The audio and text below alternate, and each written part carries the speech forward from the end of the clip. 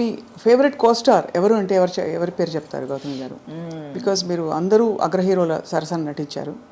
దాదాపు I think అందరూ all south Indian stars you have acted with. Almost very few people have not acted with. Chiranjeevi గారు లేదు, ఆయన చిరంజీవి గారు miss అయిపోయారు. టైంలో he was actually upset with me. ఎందుకంటే ఒక ఫిల్మ్ త్రీ ఫిల్మ్స్ ఆ టైంలో అడిగారన్నమాట. కానీ ఐ ఫెల్ సో బ్యాడ్. ప్రతిసారి ఇక్కడ ఆల్రెడీ కమిట్ అయిన ఒక సినిమా, యాక్చువల్లీ కోఇన్సిడెంట్లీ రజనీ గారి ఫిల్ము క్లాష్ వచ్చిందనమాట. అండ్ ఇప్పటిదాకా ఒక ఫిల్మ్ కమిట్ అయిపోతే ఏ కారణం కొద్ది కూడా అది ఆ డేట్స్ డైవర్ట్ చేసి ఇంకొకరు కూడా ఇప్పుడు దాకా చేయలే. I last good films, but అలాంటి కాంప్రమైజ్ ఎప్పుడు చేయలే. అది తెలుస్తుంది, మీ ఖచ్చితంగా ఉంటారండి మీరు. మన వల్ల ప్రొడ్యూసర్కి మాత్రం ఇబ్బంది కలగకూడదు. ఒక ఫిల్మ్కి ఆ మర్యాద మనం ఇవ్వాలి. So I feel so bad. ఇవాళ దాకా I feel so bad. Maybe ఆయనకు ఒకరోజు పర్సనల్గా ఎక్స్ప్లెయిన్ చేయడానికి అవకాశం దొరుకుతుంది, but I feel bad. And Balakrishna గారు, few people I not work, otherwise mostly అందరూ వర్క్ చేశాను. వెంకటేష్ గారితో బ్యూటిఫుల్ శ్రీనివాస్ కళ్యాణమే ఉంది, ఐ నో.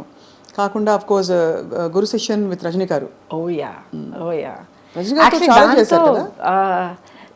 అది ఇంట్రెస్టింగ్. చాలా సినిమాలు చేసినట్టు అనిపిస్తుంది, బట్ ఈ 125 సినిమాల్లో ఆయనతో 4 సినిమాలు చేశాను. But each one is a huge hit. కానీ ఒక సోషల్ ఇంపాక్ట్ కానీ మాస్ ఇంపాక్ట్ కానీ అంత క్రియేట్ చేసింది అనమాట. సో మీరు డాన్స్ చిన్నప్పటి నుంచి నేర్చుకున్నారా? అంటే అస్సలు లేదు. అసలు ఎలా వచ్చింది మరి అంత బ్యూటిఫుల్ మూవ్మెంట్? బికాస్ ఎక్కడ చూసినా కూడా మీ పాటల్లో మీకుండే స్టెప్పులు అసలు ఆ టైంలో బాగా ఫేమస్ అయిన స్టెప్పులు కొన్ని ఉన్నాయి మీరు చేసిన.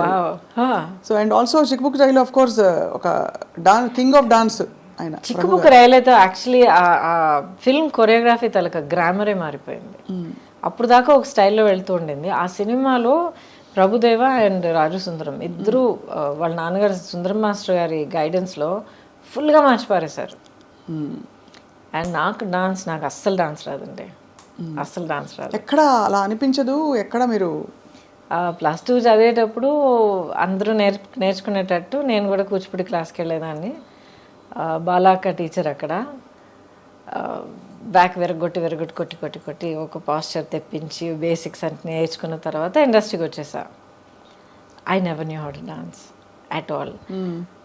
చేసి చేసి చేసి చేసి నన్ను ట్రైన్ చేసుకున్నాను. బేసిక్లీ రిథమ్ అంటే ఏంటి, మూవ్మెంట్స్ అంటే ఆ బాడీ మూవ్మెంట్ అంటే ఎలాగా, బాడీ అనేది ఒక నార్మల్ యాక్షన్ సీన్ నుంచి ఒక సాంగ్ సీక్వెన్స్కి ఎలా మనల్ని మార్చుకోవాలి.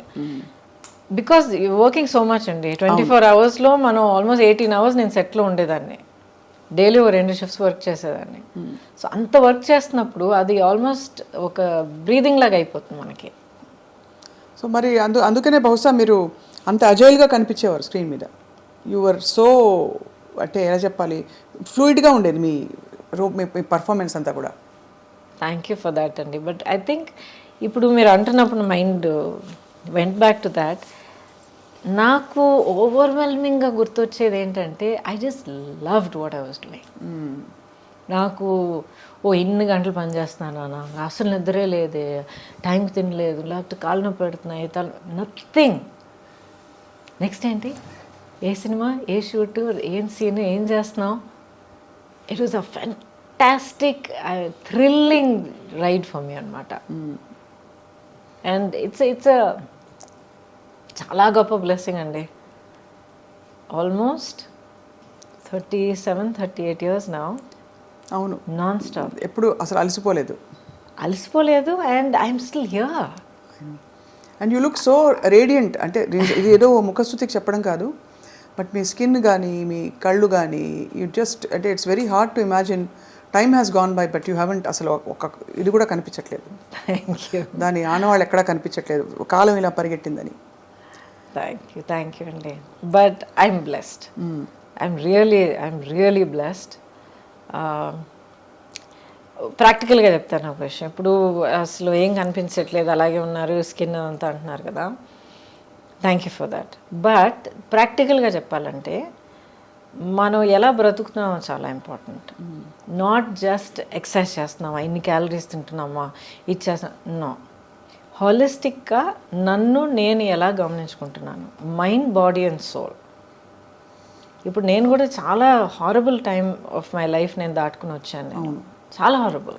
అసలు ఇప్పుడు రైట్ నా నేను ఫైట్ చేస్తున్న బ్యాటిల్ గురించి మీరు విన్నారంటే కొంచెం మీకు తెలిసి ఉండొచ్చు. I'm fighting a legal battle to get all my life earnings back. But ఒక్కొక్క స్టేజ్ దాటుకొచ్చేటప్పుడు లేకపోతే బయట మనం చెప్పేటప్పుడు బీ స్ట్రాంగ్ బీ అని అంటాం మనం, అండ్ వీ మీన్ ఇట్. కానీ ఆ పొజిషన్లో ఉండి ఫైట్ చేసేటప్పుడు అది ఎంత ఘోరమైన ఒక సిచ్యువేషన్ అన్నది మనకి అనుభవించే ప్రతి ఒక్కరికి తెలుస్తుంది. Now I realise through all of that you need to find something within yourself. మనలో మనం ఒక యాంకరింగ్, ఒక సెంటరింగ్ ఒకటి చేసుకోవాలి.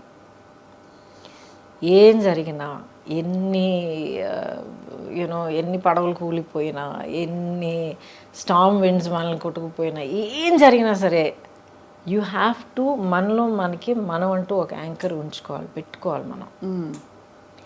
And once you have that it can be how you live your life. నా life నేను ఇలాగే ఉంటాను, ఇలాగ ఆలోచిస్తాను, లేకపోతే ఇది నా ప్యాషన్, ఇది నా లవ్ ఆఫ్ మై లైఫ్, లేకపోతే ఇది నా goal, my aim, my dream, ఏదో ఒకటి ఉండాలి. సో నాదేంటంటే లాంగ్ బ్యాక్ నేను ఒక నిర్ణయం తీసుకున్నాను, నేనుగా ఉంటాను.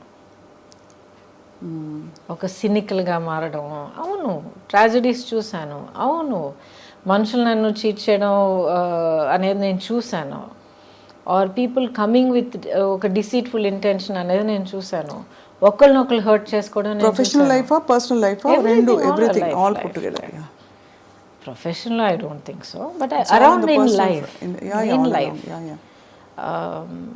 ఎస్పెషలీ మీరు as you get old you become a parent, లైఫ్ని ఇంకో కొత్త పర్స్పెక్టివ్లో చూస్తారు. మీ చుట్టూ ఉన్న అప్పుడు దాకా మీకు అసలు మీ నోటీస్కే రాని కొన్ని విషయాలన్నీ మీరు కొత్తగా యాజ్ అ పేరెంట్గా మీరు చూసేటప్పుడు అన్నీ మీరు క్లియర్గా అబ్జర్వ్ చేయడం మొదలు పెడతారు. బికాజ్ ఓకే నా బిడ్డని దీని నుంచి కాపాడాలి, నా బిడ్డని దీని నుంచి కాపాడాలి అని మనం చూడడం మొదలు పెడతాం. అప్పుడు I became aware of the world around me అనమాట. Because I was single parent.